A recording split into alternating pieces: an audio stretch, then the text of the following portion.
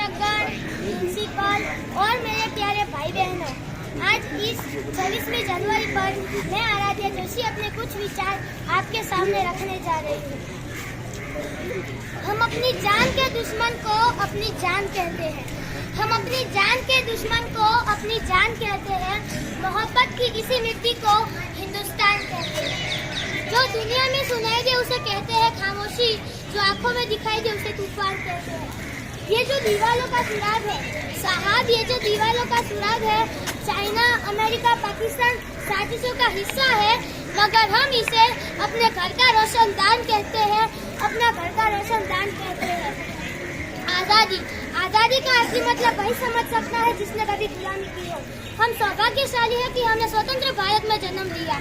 ये तो आजादी की लौ 1855 में ही चल चुकी थी, जो वर्षाल बनकर 1947 में हमारे देश को आजाद कराई। प्राचीन, मध्यकालीन और वर्तमान भारत के उदाहरणों से मैं स्पष्ट करना चाहूंगी कि जब हम फिरंगियों के फेरे में फंस गए थे, तब रंगदे बसंती चोला की एक आवाज पर टोलों के टोले उमड़ाते थे और उनके वंदे मातरम के नारों से खून में आने वाला 5 डिग्री का तूफान अंग्रेजी शासकों के जल में तूफान ला देता था। लोग मर जाते थे, मिट जाते थे, फांसी चढ़ जाते थे, तो वो भी अपनी देशभक्ति साबित कर रहे होते थे, क्योंकि ये उस दौर की देशभक्ति की कसौटी थी। उसके बाद 62, 63 और 71 में युद्धों में अपना सुहाग गवा देने वाली औरत जब घर के हालात ये हो जाया करते थे कि प्यार भी भरपूर गया, मांग का सिंदूर गया, छोटे नौनी हालों की लंगोटियां चली गई, छोटी छोटी बेटियों की चोटियां चली गई, बाप की कमाई गई, भाई की पढ़ाई गई, ऐसा एक विस्फोट हुआ पता ही नहीं चला। पूरी जिस्म की ही तो कई गोटियां चली गई, पूरी जिस्म की ही कई गोटियां चली गई।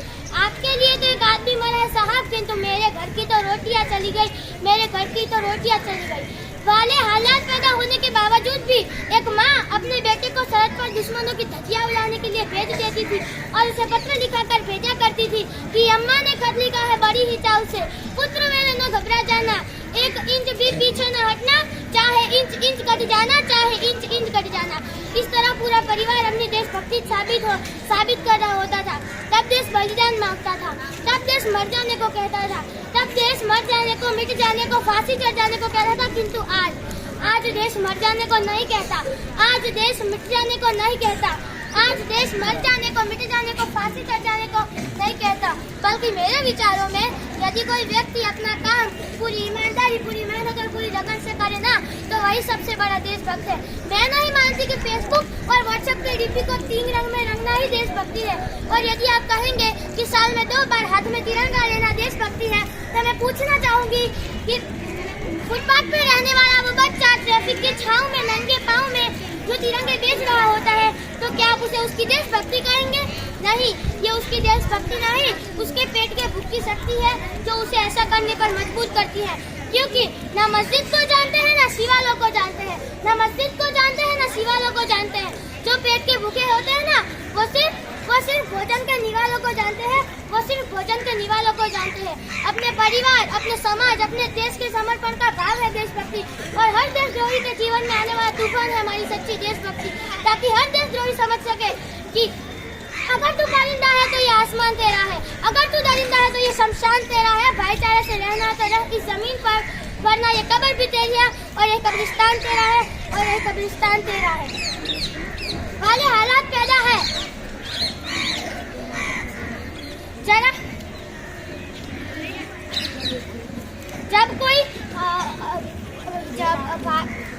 जब अपने देशद्रोही, जब ये अपने माँ बाप को जब गला उठती है ये देशभक्ति, जब कोई बेटा अपने बूढ़े माँ बाप को वृद्धाश्रम की चौखट पर छोड़ आता है, गला उठती है वो देशभक्ति। जब मुसीबत में फंसे लोगों से ज्यादा हम अपने सेल्फी लेके अपने फोटो की लाइक बढ़ाने में लगे रहते हैं,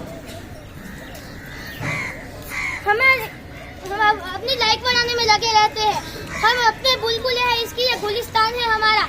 जय हिंद, वंदे मातरम।